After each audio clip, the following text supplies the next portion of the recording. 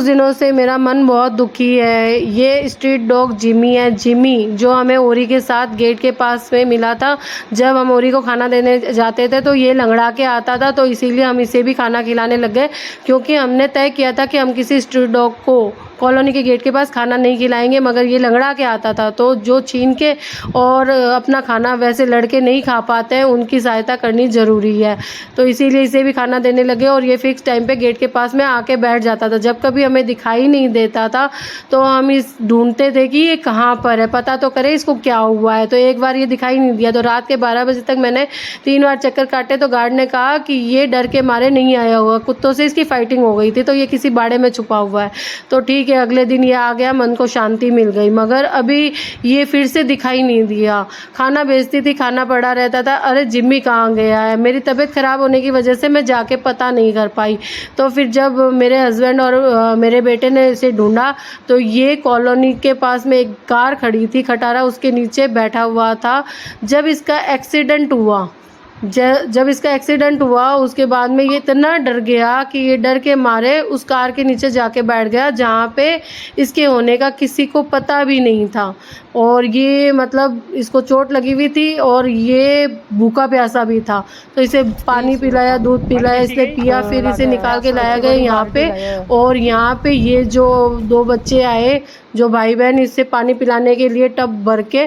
तो मुझे खुशी हुई कि और भी लोग हेल्प के लिए आगे आ रहे, क्योंकि जानवरों की मदद करने वाले लोग बहुत ज़्यादा कम हैं, इसीलिए ये बहुत तकलीफ़ में रहते हैं। फिर सूर्य प्रकाश जी को फ़ोन करके बुलाया, वो तुरंत आए और उन्होंने देखा और उसके बाद में इसके इंजेक्शन लगाए। और ये मतलब ऐसे डरा हुआ था, बहुत ज़्यादा ही डरा हुआ था। और दूसरे में इसे इंजेक्शन लगाने से थोड़ा खून भी आने लग गया था। अब तकलीफ़ तो देखो इसको बहुत हुई है। जिस गाड़ी वाले ने इसे लगाया उसने पीछे मुड़ के भी नहीं देखा। मैं ये नहीं कहती कि लोग जानबूझ के ही एक्सीडेंट करते हैं, कई बार अनजाने में होते हैं, इसकी मैं भी भुगत भोगी हूँ। तो अनजाने में हो तो आप पीछे मुड़ के देखो तो सही कि आप जिसे मतलब चोट लगा के आए वो जिंदा है या मर गया है। मर गया तो ठीक, मुक्ति मिली, मगर वो जिंदा रह गए तो पता है आपको उसकी हालत कितनी ख़राब होती है। वो तड़पता रहता है दर्द से, भूख से, प्यास से, धूप से, क्योंकि अब जो इसे इंजरी हुई है ना, जिसमें इसका पीछे का पोर्शन काम नहीं कर रहा है, तो ये ज़्यादा दूर चल फिर भी नहीं सकता।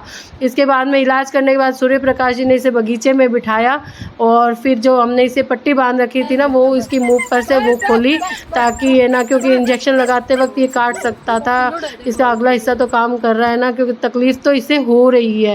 तो उस व्यक्ति ने क्यों नहीं देखा जब उससे गलती हुई है, क्राइम हुआ है उससे, कि किसी को चोट पहुंची है।